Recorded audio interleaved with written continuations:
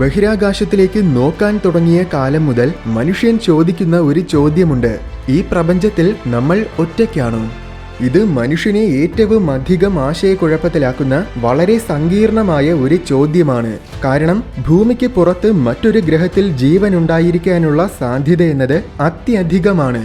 നമ്മുടെ Galaxy milky വേയിൽ ഏറ്റവും കുറഞ്ഞത് 10,000 കോടി നക്ഷത്രങ്ങളെങ്കിലും ഉണ്ടായിരിക്കും. ഗ്രഹങ്ങളുടെ കണക്ക് സ്വാഭാവികമായും അതിനേക്കാൾ ഒരുപാട് കൂടുതലുമാണ്.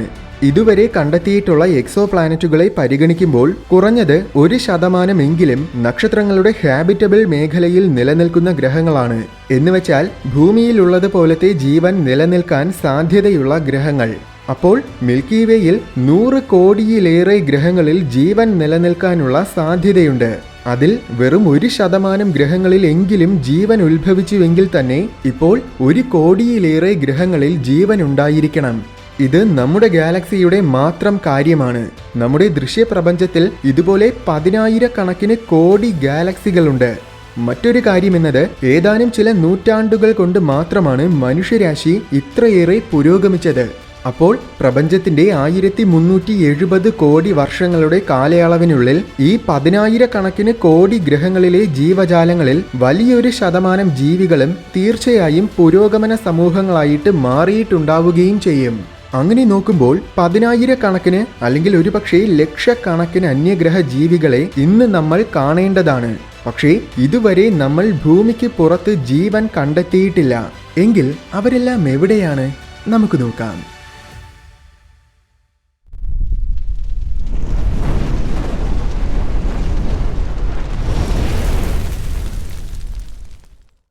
മനുഷ്യരാശി വളരെയേറെ പുരോഗമിച്ചുവെങ്കിലും നമുക്ക് ഒരുപാട് പരിമിതികളുണ്ട്. ഏറ്റവും പ്രധാന പ്രശ്നം തീർച്ചയായും ദൂരം തന്നെയാണ്. നമ്മുടെ സൗരയൂഥത്തിലെ എല്ലാ ഗ്രഹങ്ങളെക്കുറിച്ചും ഇന്ന് നമുക്ക് വ്യക്തമായ ധാരണകളുള്ളതിൻ്റെ കാരണം ഓരോ ഗ്രഹങ്ങളിലേക്കും നമ്മൾ ബഹിരാകാശ പേടകങ്ങളെ അയച്ചിട്ടുള്ളതുകൊണ്ടാണ്. പക്ഷേ നമ്മുടെ നിലവിലത്തെ ടെക്നോളജികൾ വെച്ച് സൗരയൂഥത്തിന് പുറത്തുള്ള എക്സോ പ്ലാനറ്റുകളിലേക്ക് നമുക്ക് പേടകങ്ങളെ അയക്കാനാകില്ല. കാരണം കഴിഞ്ഞ 45 വർഷങ്ങളിലേറെയായി സൗരയൂഥത്തിന് പുറത്തേക്ക് ലക്ഷ്യമിട്ട് പോകുന്ന നമ്മുടെ വോയേജർ പേടകങ്ങൾ ഇതുവരെ സൗരയൂഥത്തിന്റെ അതിരിലുള്ള ഊർട്ട് ക്ലൗഡ് എന്ന മേഖലയിൽ പോലും എത്തിയിട്ടില്ല. ഇനിയും ഏകദേശം 30,000 വർഷങ്ങൾ കഴിയുമ്പോൾ മാത്രമേ അവ സൗരയൂഥത്തിന്റെ അതിര് കഴിഞ്ഞ് പുറത്ത് കടക്കുകയുള്ളൂ. അപ്പോൾ നമ്മുടെ ഇപ്പോഴത്തെ ടെക്നോളജി വെച്ച് 4.2 പ്രകാശവർഷങ്ങൾക്കകലെയുള്ള പ്രോക്സിമ ബി ഗ്രഹത്തിലെത്താൻ ഏകദേശം 1,00,000 വർഷങ്ങളോളം സമയമെടുക്കും. പ്രോക്സിമ ബി ആണ് നമ്മുടെ ഏറ്റവും അടുത്തുള്ള എക്സോ പ്ലാനറ്റ്. ഒരുപക്ഷെ നമ്മുടെ ഗാലക്സിയിൽ ലക്ഷക്കണക്കിന് പുരോഗമന സമൂഹങ്ങൾ ഉണ്ടെങ്കിൽ പോലും ആർക്കും പ്രകാശവേഗതയോടടുത്ത വേഗതയിൽ സഞ്ചരിക്കാൻ കഴിയുന്ന ടെക്നോളജി ഇല്ല എങ്കിൽ ഒരു രീതിയിലും ഈ പുരോഗമന സമൂഹങ്ങൾക്ക് തമ്മിൽ പരസ്പരം നേരിട്ട് കാണാൻ സാധിക്കുകയില്ല. ഒരുപക്ഷെ ഒരുപാട് കാലങ്ങൾ കഴിയുമ്പോൾ ഏതെങ്കിലും ഒരു പുരോഗമന സമൂഹം വേം ഹോൾസും വാർപ്പ് ഡ്രൈവും ഒക്കെ പോലെയുള്ള സാങ്കേതിക വിദ്യകൾ കണ്ടുപിടിക്കുമായിരിക്കും. അങ്ങനെ കണ്ടുപിടിച്ചു കഴിഞ്ഞാൽ തീർച്ചയായും അവർക്ക് ദൂരം എന്നത് ഒരു പ്രശ്നമേ ആയിരിക്കില്ല. ഒരു ഗ്രഹത്തിൽ നിന്നും അവർക്ക് വളരെ നിസ്സാരമായിട്ട് മറ്റൊരു ഗ്രഹത്തിലേക്ക് പോകാൻ കഴിയും. ഇത് നിലവിൽ വെറും ഒരു സയൻസ് ഫിക്ഷൻ മാത്രമായിട്ട് തോന്നിയാലും ശരിക്കും ഇത്തരം ടെക്നോളജികൾ നമ്മുടെ നിലവിലത്തെ ഫിസിക്സിലെ നിയമങ്ങളെ ഒന്നും തന്നെ തകർക്കുന്നില്ല. അതിനർത്ഥം ഇവ യാഥാർത്ഥ്യമാകാൻ വളരെയേറെ സാധ്യതകളുള്ള ടെക്നോളജികളാണ്. എന്തായാലും അത്തരം ടെക്നോളജികൾ ഏതെങ്കിലും ഒരു പുരോഗമന സമൂഹമെങ്കിലും കണ്ടുപിടിക്കുന്നതുവരെ 2 പുരോഗമന സമൂഹങ്ങൾ തമ്മിൽ നേരിട്ട് കണ്ടുമുട്ടാൻ യാതൊരു സാധ്യതയുമില്ല. അപ്പോൾ പിന്നെ പുരോഗമന സമൂഹങ്ങൾക്ക് തമ്മിൽ ബന്ധപ്പെടാനുള്ള ഒരേ ഒരു മാർഗമെന്നത് റേഡിയോ കമ്മ്യൂണിക്കേഷൻ മാത്രമാണ്. ഏതെങ്കിലും കാലത്തിൽ നമ്മൾ അന്യഗ്രഹ ജീവികളെ കണ്ടെത്തുകയാണെങ്കിൽ അത് തീർച്ചയായും റേഡിയോ സിഗ്നൽസിലൂടെയായിരിക്കും സംഭവിക്കാൻ ഏറ്റവും കൂടുതൽ സാധ്യത. പക്ഷേ നിർഭാഗ്യവശാൽ റേഡിയോ കമ്മ്യൂണിക്കേഷനിലും ഒരു വലിയ പ്രശ്നമുണ്ട്. പ്രപഞ്ചത്തിൽ ഏറ്റവും വേഗത്തിൽ സഞ്ചരിക്കുന്നത് പ്രകാശമാണ്. അതിനേക്കാൾ വേഗത്തിൽ അല്ലെങ്കിൽ പ്രകാശത്തിന്റെ വേഗത്തിൽ പോലും സഞ്ചരിക്കാൻ കഴിയുന്ന മറ്റൊന്നും തന്നെ ഈ ദൃശ്യപ്രപഞ്ചത്തിലില്ല. ഒരു സെക്കൻഡിൽ ഏകദേശം 3 ലക്ഷം കിലോമീറ്റർ വേഗത്തിലാണ് പ്രകാശം സഞ്ചരിക്കുന്നത്. അത് വളരെ വലിയൊരു വേഗതയായിട്ട് തോന്നിയാലും പ്രപഞ്ചത്തിന്റെ വലിപ്പം വെച്ച് പരിഗണിക്കുമ്പോൾ അത് വളരെ കുറഞ്ഞ വേഗതയാണ്. പ്രകാശവേഗത്തിൽ സഞ്ചരിച്ചാൽ പോലും ഏറ്റവും അടുത്തുള്ള എക്സോ പ്ലാനറ്റിലെത്താൻ 4 വർഷങ്ങളെടുക്കും. നിർഭാഗ്യവശാൽ റേഡിയോ തരംഗങ്ങളും പ്രകാശം തന്നെയാണ്. അതിനാൽ തന്നെ ഒരു എക്സോ പ്ലാനറ്റിലേക്ക് നമ്മൾ സന്ദേശം അയക്കുമ്പോൾ അതെത്ര ദൂരത്തിലുള്ള ഗ്രഹമാണോ അത്രയും കാലം കഴിഞ്ഞേ ഈ സന്ദേശം അവിടെ എത്തുകയുള്ളൂ. അതായത് ഇന്ന് നമ്മൾ 50 പ്രകാശ വർഷങ്ങൾക്കകലെയുള്ള ഗ്രഹത്തിലേക്ക് ഒരു സന്ദേശം അയച്ചാൽ 50 വർഷങ്ങൾ കഴിയുമ്പോഴായിരിക്കും ആ സന്ദേശം അവിടെ എത്തുന്നത്. ഓർക്കുക, ജീവൻ ഉണ്ടായിരിക്കുമോ എന്ന് സംശയിക്കുന്ന ഗ്രഹത്തിലേക്കായിരിക്കും നമ്മൾ സന്ദേശം അയക്കുന്നത്. അല്ലാതെ അവിടെ ജീവനുണ്ടെന്ന് നമുക്ക് യാതൊരു ഉറപ്പുമില്ല. ഒരുപക്ഷെ നമ്മൾ സന്ദേശം അയക്കുന്ന ഗ്രഹത്തിൽ അന്യഗ്രഹജീവികൾ ഉണ്ടെങ്കിൽ തന്നെ അത് കേൾക്കുന്ന അന്യഗ്രഹജീവികൾ മറുപടി അയച്ചാൽ അത് തിരിച്ച് ഭൂമിയിലെത്താൻ വീണ്ടും 50 വർഷങ്ങളെടുക്കും. 19-ാം നൂറ്റാണ്ടിന്റെ അവസാനത്തിലാണ്, അതായത് 1890കളിലാണ് നമ്മൾ റേഡിയോ കമ്മ്യൂണിക്കേഷൻ കണ്ടുപിടിച്ചത്. ആ സമയത്തിൽ നമ്മൾ ബഹിരാകാശത്തിലേക്ക് സന്ദേശം അയച്ചെങ്കിൽ അത് പരമാവധി 130 പ്രകാശവർഷ ദൂരം വരെ മാത്രമേ എത്തിയിട്ടുണ്ടാകൂ. അതിനർത്ഥം നമ്മൾ അയച്ച സന്ദേശം ഒരു അന്യഗ്രഹ ജീവി സമൂഹം ഡിറ്റക്റ്റ് ചെയ്യുകയും അതിനവർ മറുപടി നൽകി ആ മറുപടി ഭൂമിയിലെത്തുകയും ചെയ്യണമെങ്കിൽ ആ ഏലിയൻസ് പരമാവധി 65 പ്രകാശവർഷ ദൂരത്തിനുള്ളിലുള്ള ഏതെങ്കിലും ഒരു ഗ്രഹത്തിലുള്ളവരായിരിക്കണം. എന്നാൽ നമ്മുടെ മിൽക്കി വേ ഗാലക്സിക്ക് 1,00,000 പ്രകാശവർഷത്തിൽ കൂടുതൽ വ്യാസമുണ്ട്. അപ്പോൾ 65 പ്രകാശവർഷ ദൂരമെന്നത് വളരെ നിസ്സാരമായ ദൂരമാണ്. കാരണം ആദ്യം പറഞ്ഞ കണക്ക് പ്രകാരം ഗാലക്സിയിലെ 1% ഗ്രഹങ്ങളിൽ ജീവനുണ്ടെങ്കിൽ തന്നെ നമുക്ക് ചുറ്റും 10,000 പുരോഗമന സമൂഹങ്ങളെ ഇന്ന് നമ്മൾ കാണേണ്ടതാണ്. എന്നാൽ അതേ കണക്ക് പ്രകാരം നോക്കുമ്പോൾ ഓരോ സമൂഹങ്ങൾക്കുമിടയിൽ ശരാശരി ഏകദേശം 1000 പ്രകാശവർഷ ദൂരമുണ്ടായിരിക്കും.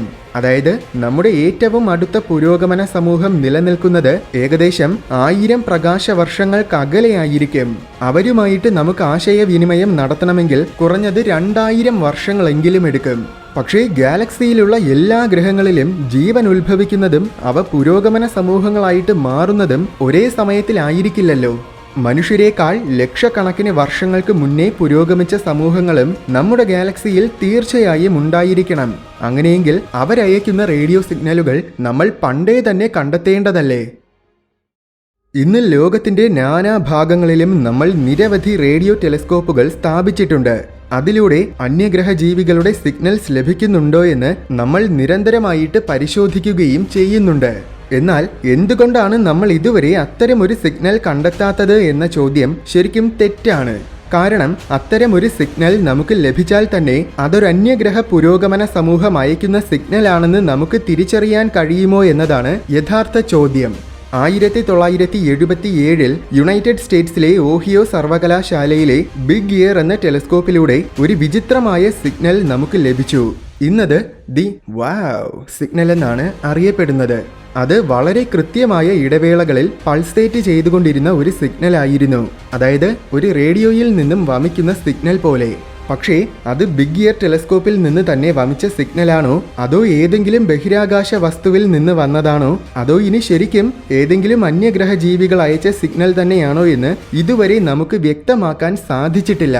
ചുരുക്കി പറഞ്ഞാൽ 45 വർഷങ്ങൾക്ക് മുന്നേ നമ്മൾ ഡിറ്റക്റ്റ് ചെയ്ത വൗവ് സിഗ്നൽ ഇന്നും നമുക്ക് ചുരുളഴിക്കാൻ പറ്റാത്ത ഒരു നിഗൂഢ രഹസ്യമായിട്ട് തന്നെ അവശേഷിക്കുകയാണ്. ഈ വൗവ് സിഗ്നൽ പോലെ ഉറവിടം എന്താണെന്ന് സ്ഥിരീകരിക്കാനാകാത്ത ഒരുപാട് വിചിത്രമായ സിഗ്നലുകൾ പിന്നീടും നമ്മൾ പലതവണ കണ്ടെത്തിയിട്ടുണ്ട്. ഇതുപോലെ ഒരുപക്ഷെ നമ്മൾ ധാരാളം ഏലിയൻ സിഗ്നലുകൾ ഡിറ്റക്റ്റ് ചെയ്തിട്ടുണ്ടായിരിക്കും. പക്ഷേ നിർഭാഗ്യവശാൽ അത് അന്യഗ്രഹ ജീവികൾ അയച്ച സിഗ്നലാണെന്ന് മനസ്സിലാക്കാൻ നമുക്ക് പറ്റാത്തതായിരിക്കാം. ഇന്ന് നമ്മൾ നിരന്തരമായി ഭൂമിക്ക് സമാനമായ ധാരാളം എക്സോ പ്ലാനറ്റുകളെ നിരീക്ഷിക്കുന്നുണ്ട്. ഒരുപക്ഷെ നമ്മൾ നിരീക്ഷിക്കുന്ന ഗ്രഹങ്ങളിൽ അന്യഗ്രഹ ജീവികൾ ഉണ്ടെങ്കിൽ പോലും അവ റേഡിയോ കമ്മ്യൂണിക്കേഷൻ നടത്താൻ കഴിയുന്ന തലത്തിൽ പുരോഗമിച്ചിട്ടില്ല എങ്കിൽ തീർച്ചയായും അവിടെ പുരോഗമന സമൂഹമൊന്നുമില്ല എന്നായിരിക്കും നമ്മൾ കരുതുന്നത്. ഇതുപോലെ ഒരുപക്ഷെ ഒരുപാട് കാലങ്ങൾക്ക് മുന്നേ ഒരുപാട് അന്യഗ്രഹ ജീവി സമൂഹങ്ങൾ ഭൂമിയെ നിരീക്ഷിക്കുകയും ഇവിടെ പുരോഗമന സമൂഹം വല്ലതുമുണ്ടോയെന്നറിയാൻ വേണ്ടി സിഗ്നൽസ് അയക്കുകയും ചെയ്തിട്ടുണ്ടായിരിക്കാം. എന്നാൽ അന്ന് ആ സിഗ്നൽസ് ഡിറ്റക്റ്റ് ചെയ്യാൻ ഇവിടെ മനുഷ്യരാശി പോലും ഉണ്ടായിരുന്നിരിക്കില്ല. അപ്പോൾ ആ ഏലിയൻസും ഇവിടെ ജീവനൊന്നും ഇല്ല എന്നായിരിക്കും കരുതുന്നത്. ഇനി മറ്റൊരു കാര്യം, റേഡിയോ കമ്മ്യൂണിക്കേഷൻ എന്നത് ചിലപ്പോൾ മനുഷ്യരുടെ മാത്രം ടെക്നോളജി ആയിരിക്കും.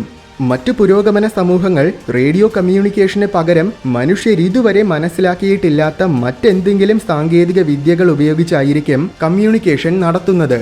അവരൊരുപക്ഷെ ബാക്കിയുള്ള കാര്യങ്ങളിൽ മനുഷ്യരുടെ അത്ര പോലും പുരോഗമിച്ചവരായിരിക്കില്ല. അങ്ങനെയെങ്കിൽ അവരയക്കുന്ന സിഗ്നൽസ് നമുക്ക് ഡിറ്റക്റ്റ് ചെയ്യാനോ നമ്മൾ അയക്കുന്ന സിഗ്നൽസ് അവർക്ക് ഡിറ്റക്റ്റ് ചെയ്യാനോ സാധിക്കുകയില്ല.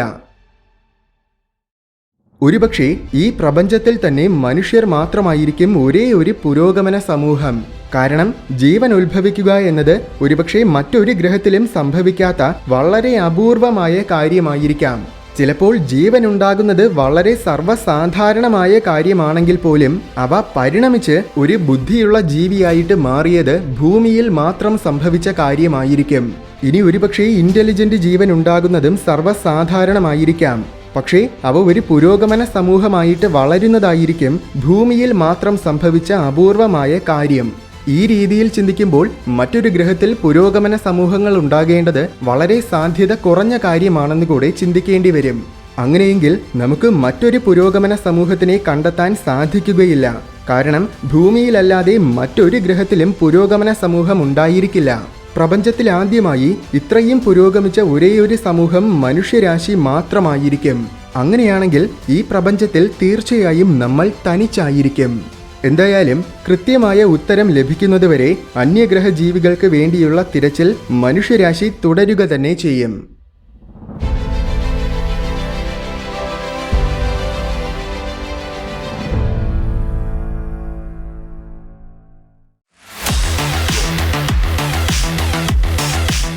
വീഡിയോ ഇഷ്ടമായെങ്കിൽ ലൈക്ക് ചെയ്യണമെന്നും ഇതുപോലെ കൗതുകവും വിജ്ഞാനവും നിറഞ്ഞ കൂടുതൽ വീഡിയോസ് കാണാനായിട്ട് ഈ ചാനൽ മറക്കാതെ സബ്സ്ക്രൈബ് ചെയ്യണമെന്നും ഓർമ്മിപ്പിക്കുന്നു.